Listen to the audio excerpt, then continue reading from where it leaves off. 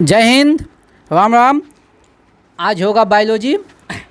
Biology में होगा मानव अनुवांशिक और वनस्पति विज्ञान का एकदम मैराथन चलेगा एकदम। और उसके बाद होगा स्पीडी जीके, फिर स्पीडी साइंस, और उसके बाद फिर होगा विविध। ठीक ना, एकदम चलेगा गर्दा उड़ा के क्लास। इसलिए आप लोग जुड़िए और इसका होमवर्क मिलेगा आप लोग को टेलीग्राम ग्रुप पे, एग्ज़ाम चालीसा पे। ठीक ना, चलते ज़्यादा ना बोलते हुए अपने काम को अंजाम देते हैं। चलिए, आप लोग तैयार हैं? एक बार जोर से बोल दीजिए सब। जवानी में उफानी नहीं है, जोर से बोलिए। फिर ना दम ना है, लग रहा है कोई 60 साल का बुढ़ा बुढ़ी जो है ना यहाँ से बोल रहा है। एकदम जोर से बोलिए। Yes sir. ना ये सब का जो है ना क्या होगा मेरिट में पता है ना। चलिए आगे बढ़ते हैं। बोलिए, क्रोमोसोम का नामकरण किसने किया था? वाल्टेयर। किसने किया था? वाल्टेयर। अच्छा, कोई बता सकते हैं क्रोमोसोम को हिंदी में कहते हैं गुणसूत्र। क्या कहते हैं? गुणसूत्र। ठीक ना। और मुद्दे की बात क्या जानते हैं? वाल्टेयर ने नामकरण कब किया था? 1888। कब किया था? 1888। ठीक ना। नजरें नीचे भी होना चाहिए, ऊपर भी होना चाहिए, दोनों का मिश्रण होना चाहिए ताकि पता चले आप जिंदा हो। ठीक ना। चलिए अगला क्वेश्चन है, बताइएगा गुणसूत्र में पाए जाने वाले अनुवांशिक पदार्थ को क्या कहते हैं? वाह वाह वाह, जीनोम। क्या कहते हैं? जीनोम। ठीक ना। गुणसूत्र पर पाए जाने वाले अनुवांशिक पदार्थ को क्या कहते हैं? जीनोम। क्या कहते हैं? जीनोम। बताइएगा जीन की आधुनिक विचारधारा, जीन की आधुनिक विचारधारा किसकी देन है? S Berger. किसकी देन है? S Berger. किसकी देन है? S Berger. ठीक ना। आगे बढ़ते हैं। बताइएगा जीन की काय की इकाई क्या है? सिस्ट्रॉन। जीन की काय की इकाई क्या है? सिस्ट्रॉन। वाह, बहुत अच्छा है, आप लोग खेल रहे हैं, लगता है 1 करोड़ लेके जाएंगे आज रुपया। ठीक ना। जीन की काय की इकाई क्या है? सिस्ट्रॉन। क्या है? सिस्ट्रॉन। आगे बढ़ते हैं। बताइएगा उत्परिवर्तन की इकाई क्या है? म्यूटॉन। क्या है? म्यूटॉन। क्या है? म्यूटॉन। बताइएगा पुनः संयोजन की इकाई क्या है? रेकॉन। पुनः संयोजन की इकाई क्या है? रेकॉन। पुनः संयोजन की इकाई क्या है? रेकॉन। बताइएगा मानव शरीर में कितने अमीनो एसिड की आवश्यकता है? 20। कितना? 20। वाह, चलिए अच्छा है, 20। आगे बताइएगा डीएनए की पॉलीमरेज नामक एंजाइम की खोज किसने किया था? आर्थर कॉनबर्ग। आर्थर कॉनबर्ग। डीएनए की पॉलीमरेज नामक एंजाइम की खोज किसने किया है? आर्थर कॉनबर्ग। चलिए आगे बढ़िएगा। मनुष्य में कितने गुणसूत्र? कितना? 46। मनुष्य में कितना? 46। कबूतर में कितना?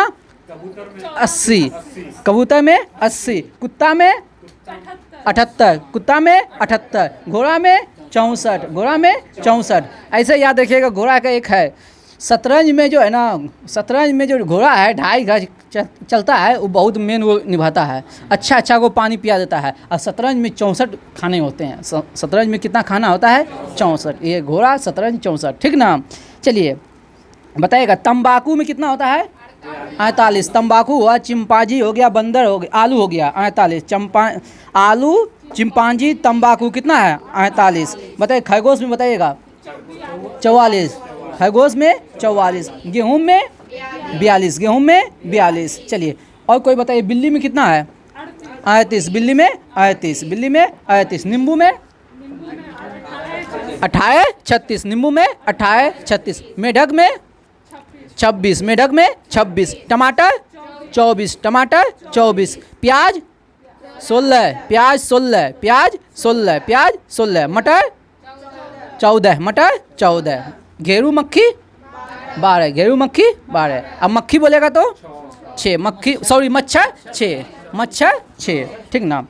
चलिए हाँ, एस्केरिस 2। एस्केरिस 2। चलिए आगे बढ़ते हैं हम लोग इसी के साथ अपने गंतव्य स्थान पे। चलिए बताइएगा वो क्या? हाँ, राइट दिया है, राइट, और चूहा दिया है। चूहा हो गया 40, राइट हो गया 42। बताइएगा वनस्पति विज्ञान का जनक कौन है?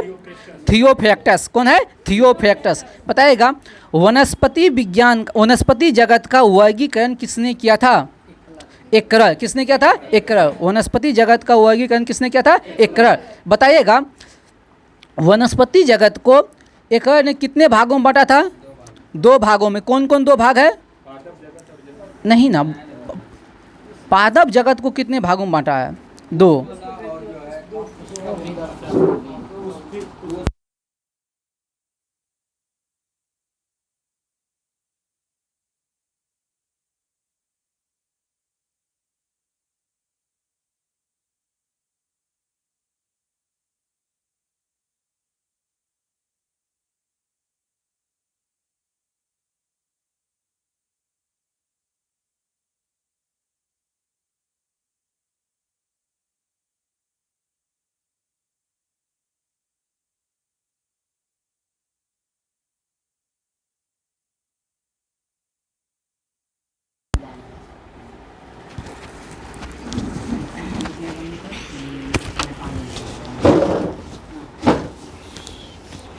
चलिए, हाँ बताइएगा। तो हो गया पुष्पविद और अपुष्पिद। बताइएगा, अगला क्वेश्चन बताइएगा आप लोग। पौधे जड़ तना और पत्ती में, पौधे जड़ तना पत्ती में विभक्त नहीं होते हैं, किस कुल के पौधा? थेरोफाइटा। किस कुल के पौधा? थेरोफाइटा। ठीक है, बताइएगा शैवाल के अध्ययन को क्या कहते हैं? फाइकोलॉजी। शैवाल के अध्ययन को क्या कहते हैं? फाइकोलॉजी। बताइएगा शैवाल, कवक, जीवाणु किस कुल में आते हैं? नहीं, थेरोफाइटा में। शैवाल, कवक, जीवाणु किस में आता है? थेरोफाइटा में। किस में आता है? थेरोफाइटा में। एकदम आगे बताइएगा आप लोग, शैवाल के अध्ययन को क्या कहते हैं? फाइकोलॉजी। क्या कहते हैं? फाइकोलॉजी। बताइएगा यस या नो में क्वेश्चन दीजिएगा। शैवाल में पनहरित होता है या नहीं? होता है। एकदम शैवाल में पनहरित होता है। अगर पनहरित होता है तो वो क्या करेगा? प्रकाश संश्लेषण की क्रिया करेगा। प्रकाश संश्लेषण की क्रिया करेगा। बताइएगा इसीलिए ये क्या होगा? आत्मपोषी होगा। क्या होगा? आत्मपोषी होगा। ये सब छोटा छोटा क्वेश्चन पूछ देता है, ठीक ना। बताइएगा फ्यूकस शैवाल का उपयोग किस रूप में करते हैं? फ्यूकस शैवाल का उपयोग किस रूप में करते हैं? आयोडीन बनाने में। आयोडीन बनाने में फ्यूकस शैवाल का उपयोग आयोडीन बनाने में करते हैं। बताइएगा नेस्टॉक, एनाबिना और केल्प शैवाल का उपयोग किस रूप में करते हैं? खाद के रूप में। किस रूप में करते हैं? खाद रूप में। नेस्टॉक, एनाबिना, केल्प शैवाल का उपयोग करते हैं खाद के रूप में। किस रूप में? खाद के रूप में। बताइएगा अंतरिक्ष यात्री भोजन के रूप में किस शैवाल का उपयोग करते हैं? कोरोला। किसका? कोरोला। किसका? कोरोला। चलिए आगे बढ़ते हैं। बताइएगा कवक के अध्ययन को क्या कहते हैं? माइकोलॉजी। क्या कहते हैं? माइकोलॉजी। बताइएगा कवक में पनहरित पाया जाता है या नहीं? नहीं, कवक में पनहरित नहीं पाया जाता है, इसलिए ये प्रकाश संश्लेषण की क्रिया नहीं करेगा। प्रकाश संश्लेषण की क्रिया नहीं करेगा। आगे बताइएगा कवक में भोजन किस रूप में संचित रहता है? ग्लाइकोजेन। किस रूप में? ग्लाइकोजेन के रूप में। आगे बताइएगा कवक की कोशिका भित्ति बनी होती है काइटिन की। किसकी बनी होती है? काइटिन की। बताइएगा डबल रोटी के निर्माण में किस कवक का उपयोग करते हैं? हाँ, सेक्रोमाइसिस। किसका? सेक्रोमाइसिस। किस कवक का? सेक्रोमाइसिस। ठीक ना। आगे बढ़ते हैं। बताइएगा दम्मा किस कवक से होता है? एस्परजिलियस फ्यूमिगेटस। दम्मा एस्परजिलियस फ्यूमिगेटस। बताइएगा एथिलिक फूट किस कवक के होता है? Tinea pedis. बताइए खाज किस कवक के? स्केरस स्केबीज। बताइए गंजापन किस कवक के? Tinea capitis. किसका? Tinea capitis. बताइए दाग किस कवक के कारण होता है? टाइकोफाइटन लेस्कोयस। दाग टाइकोफाइटन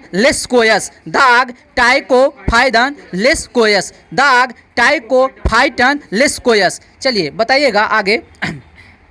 बताइएगा एल्फा नामक विष किससे बनता है? कवक से। किससे बनता है? कवक से। ये क्वेश्चन एक बार SI में पूछा हुआ क्वेश्चन है। एल्फा विष जो है किससे बनता है? कवक से। किससे बनता है? कवक से। आगे बढ़ते हैं हम लोग। बताइएगा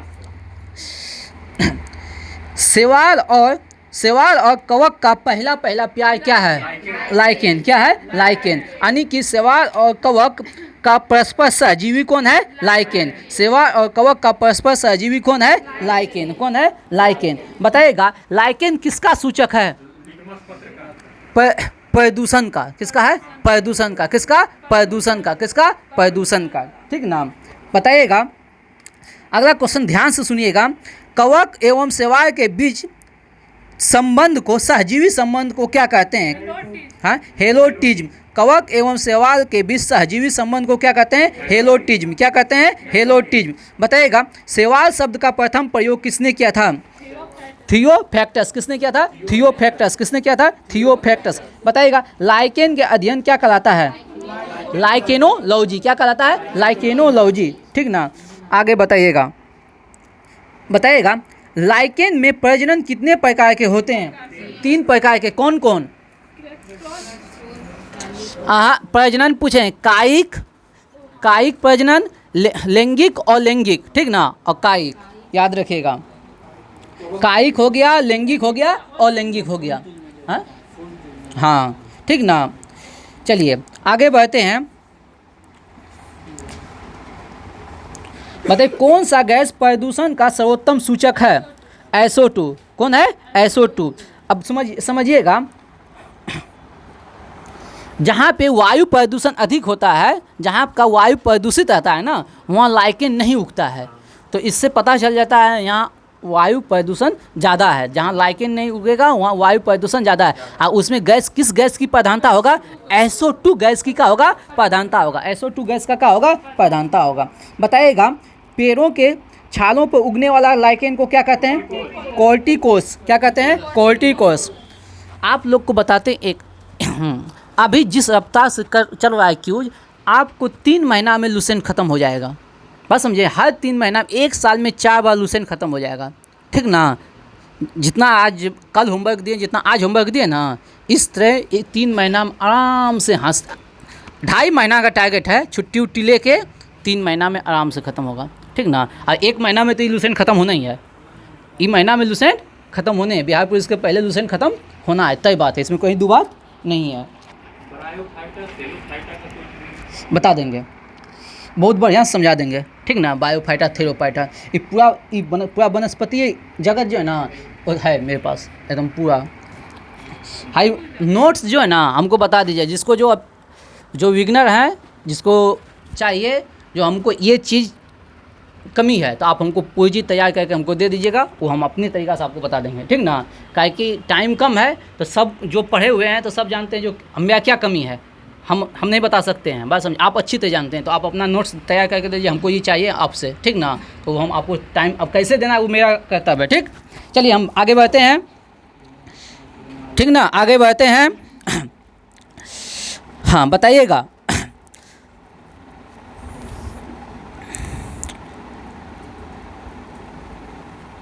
बताइएगा किस लाइकेन से नीला रंग प्राप्त किया जाता है?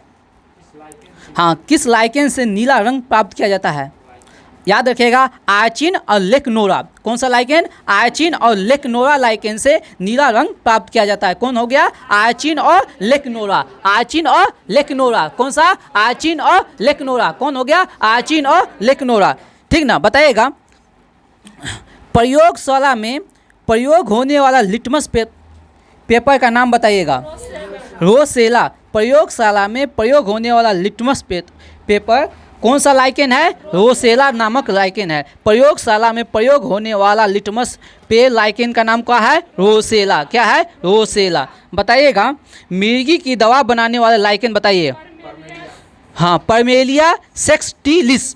मिर्गी की दवा में उपयोग होने वाला लाइकेन का है परमेलिया सेक्सटिलिस। परमेलिया सेक्सटिलिस। मिर्गी की दवा में उपयोग होने वाला लाइकेन का है परमेलिया सेक्सटिलिस। परमेलिया सेक्सटिलिस। इसीलिए आप लोग देखिए, अभी हम दम्मा उमा सब कवक से प्राप्त किए ना, दम्मा की दवा हो गया, खाज का, दाग का, और आप लोग बर्गर खाते हैं, पिज़्ज़ा खाते हैं, चाउमीन खाते हैं। हाँ, बात समझें, कच्चा फल नहीं खाते हैं। हर दवा कहाँ से बन रहा है? यही सब से। बात समझे ना, हमारे नेचर से। नेचर को प्यार कीजिए, ठीक ना, और इस दुकान को जो है ना त्याग कीजिए। चलिए आगे बढ़ते हैं। मिर्गी की दवा पाइमेरिया सेक्सटिरिस, मिर्गी की दवा पाइमेरिया सेक्सटिरिस। चलिए बताइएगा, आगे बताइएगा, जीवाणु की खोज किसने किया? हाँ, ल्यूएन हॉक, ल्यूएन हॉक। कौन किया? ल्यूएन हॉक। किसने किया? ल्यूएन हॉक। चलिए एक और बात,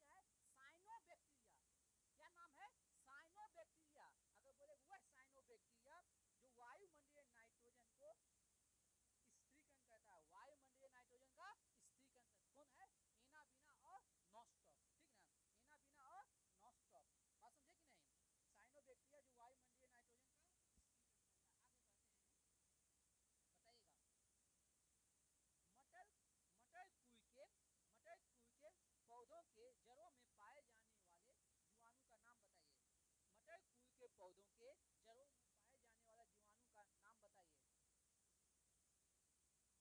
राइजोबियम और बेंडी राइजोबियम, राइजोबियम और बेंडी राइजोबियम। ये क्या कहता है बाबू, ये देखो वहाँ क्या था, साइनो बैक्टीरिया। ये क्या है, बैक्टीरिया। बैक्टीरिया को कहते हैं जीवाणु, बैक्टीरिया को क्या कहते हैं, जीवाणु। ये भी क्या कहते हैं, राइजोबियम,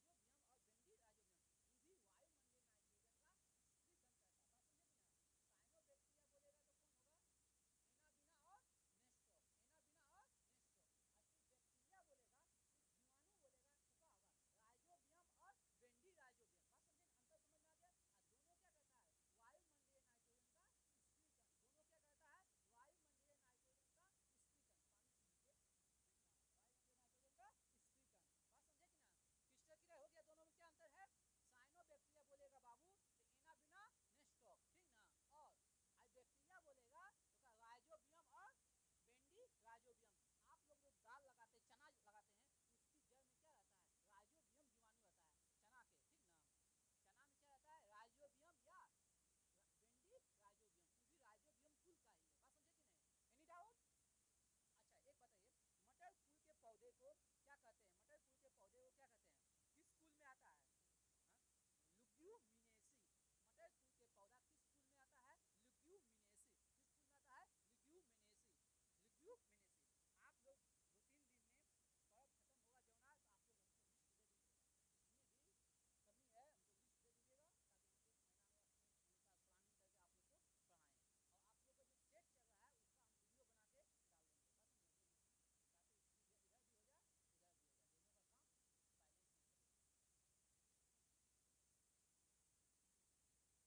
चले। तो आज तो आवाज़ ही ख़त्म हो जाएगा। आवाज़ यहाँ बिचवे में था, पता नहीं। लाला तो गयो। दुपट करो, कितना मिनट का हुआ है, हाँ कोई दिक्कत नहीं, 2 बट करो।